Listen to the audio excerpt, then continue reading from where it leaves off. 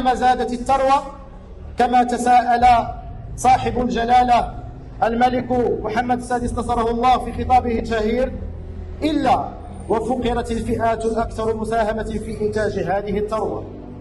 التنمية ليست مندمجة ولكنها مجتزأة. السيدات والسادة الحضور،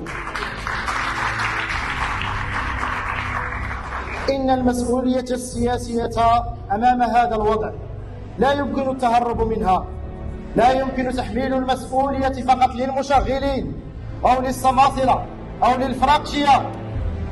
الحزب الأغلبي الذي دبر القطاع لعقدين على الأقل عبر سياسته العمومية هو من رسم قواعد اللعبة. ذهب المستثمرين دون شروط اجتماعية كافية وغض الطرف عن اختلالات مزمنة، وتأخر في إدماج البعد الاجتماعي في الفلاحة رغم أن قيادته السياسية من سوس ترى الواقع يوميا. إن هذا الوضع يجعل السؤال سياسيا بامتياز: أي نموذج فلاحي نريد؟ فلاحة تنتج الثروة بأي ثمن، أم فلاحة تنتج الثروة وتنتج الكرامة وماء الوجه؟ الإخوة والأخوات، ضيوف هذا الملتقى،